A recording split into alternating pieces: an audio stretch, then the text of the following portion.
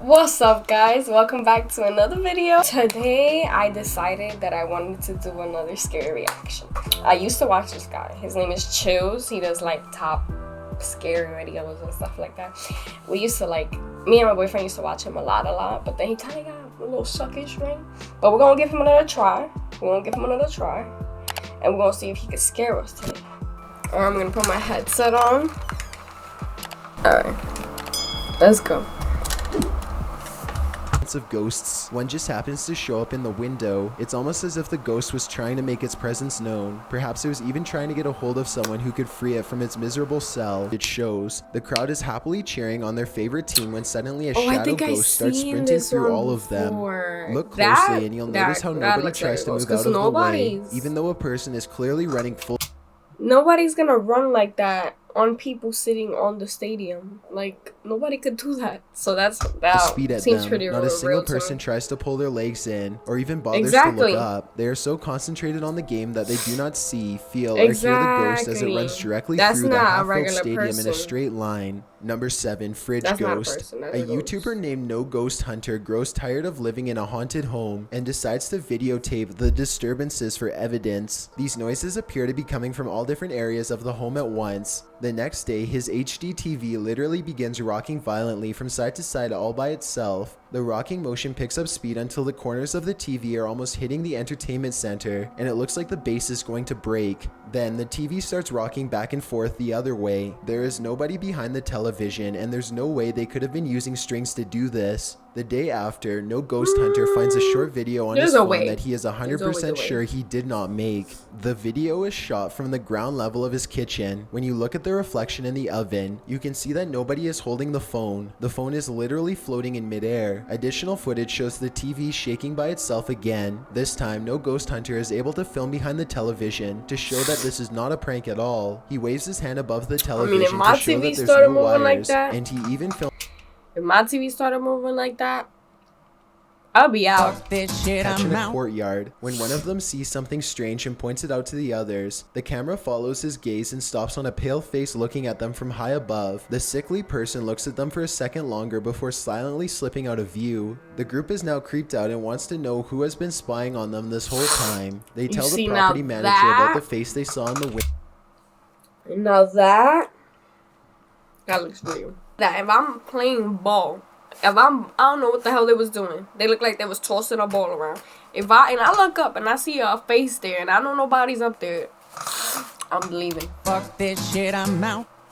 Window, but she says that it's impossible. The room they are talking about has been locked and unoccupied for quite some time. The manager goes up with them to unlock the door and show them around. They try and find the person, but the place is completely empty. There's no way anyone could have been up there, yet the camera obviously says differently. The mysterious peeper has never been identified. For years, this local watering hole has been haunted by the ghost of Old Pete, a bitter ex-employee who left the earth quite some time ago, but not his job. His ghostly antics have been caught on camera no less than 3 times. See, this is when I quit my job. First of all, they ain't gonna have to make me pay for all the wine bottles that fell on the floor, cause it ain't my fault this place haunted. Second of all, I ain't gonna be here alone dealing with wine bottles falling on the floor. I have to pick it up so then the ghost could do it again. Nope. The first time Pete was caught on tape, he was helping a customer.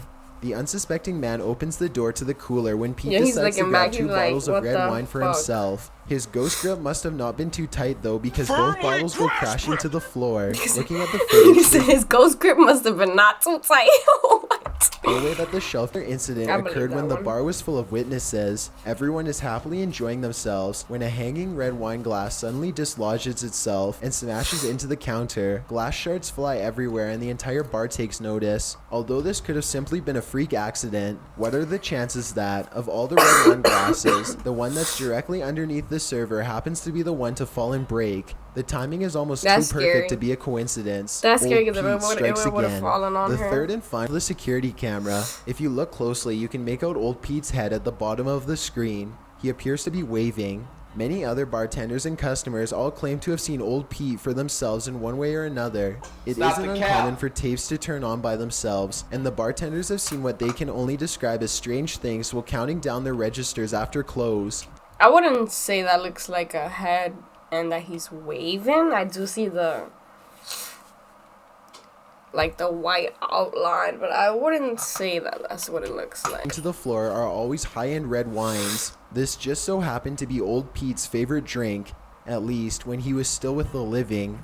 Number 4, the church disturbance. Steve and Jake are wandering around the woods one summer night with a single goal in mind. They want to explore an abandoned local chapel that's rumored to be haunted. As they approach, they see that someone has written prayers and warnings all over the outside wall. The two friends instantly get a bad feeling about this adventure, but they swallow their fear and decide to press on. They're bugging. The rickety main door is locked, so they sneak around back. They're bugging because they don't want to. As soon as I would have seen all that shit, I would have went right back. First of all, I wouldn't even be there. The reality. The place looked and felt quite haunted. It's they a go church? up some wooden steps and enter through the back door. They shine their flashlights deep into the church's main assembly. There's rows and rows of wooden pews ahead of them. They pass by a podium and notice a piano. Then they head deeper inside. Now it feels like anyone could be watching them right now. They see a ladder to the left. Steve is about to climb it until Jake jokes that a body is going to fall down on him if he does, so he decides not to. That's when the piano starts to play from outside. Oh no. Oh my god. Turn it up. Turn it up. Listen, listen. It's a whole song. Is that piano? Hold on. Should we go out there? Is that door open? Oh hell no. Yo, the fucking ghost knows how to play the piano. Melody that fills the church. Steve and Jake shut off their flashlights and keep recording. They debate whether or not they should go outside or stay here, where it's semi-safe. They realize that they can't spend the entire night trapped in the broom closet of a haunted church. So they turn their flashlights back on to see who is playing. Sitting at the piano at the far end of the room is a black hunched over phantom. They scream and shut the door. Jake cries for a bit, then they run away through the back exit. The music stops as soon as they leave the church. They were hoping that the music stopped because it was over, but in reality, it was because the ghost had gotten up from the piano to chase them. They run a good distance before pausing to look back into the dark scenery. It seems like they've gotten away, but then the ghost finds them and they run away screaming. The camera cuts off as they fall back deeper into the woods. At least one of them survived and uploaded this video onto YouTube, where it's remained for the past 10 years. I don't know. That could be set up. Their friend came with a little, a little blanket, and then went in behind them. Because while they wanted to make sure the door was closed behind them when they went inside. Then the friend came in after them, got on the piano when they were in the broom room, started playing, because then they know how to play the piano, right? And then he had the little thing on him, and then they chased him. I don't believe that one.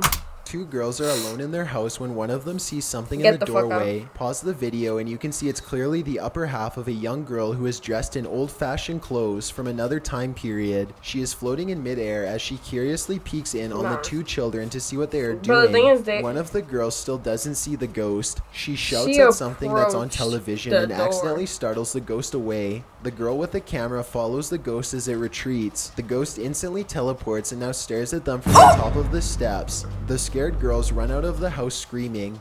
They stop only for a second to turn around from the street. They can see the ghost girl walking across the left window on the top floor. It vanishes and then suddenly appears on the bottom floor in less than a second. They scream even louder and take off again. Are they alone? The two little girls? Back in 2008, a man started to notice some strange activities around his house. He would often come home from work to find his dogs cowering under the bed, too afraid to come out. One of his dogs would only come out from under the bed for a brief 10 seconds at most before going straight back into hiding, completely trashed. Boxes are overturned and clothing is scattered everywhere. Something has violently flung all of his personal possessions all around. As soon as he goes back downstairs, he hears another huge bang and runs right back up the steps. He puts the camera down and searches the empty attic for clues. A nearby metal bucket falls over and he runs out of the room before he gets hurt. Another object hits the ground on its own and the camera moves to the right on its own too. The homeowner was too scared to look at the footage. He waited a week before going back upstairs to get his camera. By now, he is understandably quite paranoid. He begins recording everything he does in his home. His radio turns to static and a spirit orb rushes out the window. Later, someone violently jiggles the doorknob to the door that leads to the attic. The door opens and shuts by itself. The radio goes back to normal soon after.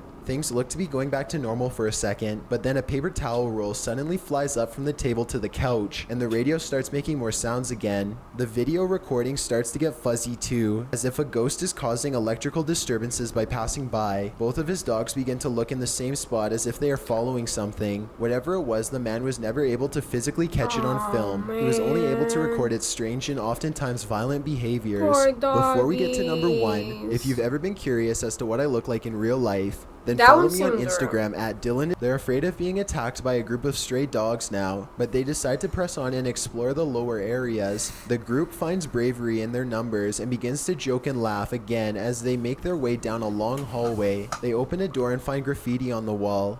Other people had been here before them. Maybe this place isn't so bad after all. The teens grow a little more nervous as they continue to poke around. They are laughing less and starting to go silent. Something just isn't right about this section of the building. One of the teens say that their phone shut itself off even though it was fully charged only a moment ago. Another person was able to keep recording, though they probably now wish they hadn't. They enter one classroom in particular and get a dreadful feeling. Suddenly, a figure actually appears out of thin air and walks towards them. The ghost is missing his head, but there's somehow no blood. A loud chanting begins as soon as the ghost walks towards them, but this may be prayers from a nearby mosque. Amazingly, the group all appears to have missed the ghost, which explains why they calmly continue to keep exploring. They wouldn't see the apparition until... What do you mean they kept exploring? I would have did! First of all, you see a headless ghost running towards you, and there was chanting from what? From people? Nah. This shit, I'm out. Wildin'. This episode was pretty cool. I wouldn't say it shook me. Like, you guys have seen me shook. You guys have seen me get scared.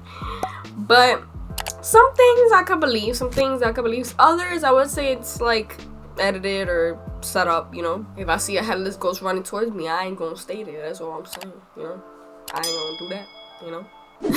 Alright guys, thanks so much for watching. Stay tuned for more content that's gonna be coming out. I'll probably continue to do more reaction videos. Now, if you guys have any video suggestions for me to do or would like to see me do, you can comment down below. Hit me up on my Instagram. It's gonna be in the description as well as on the screen right over here. But thanks so much for watching, and I'll catch you guys next time. Bye guys.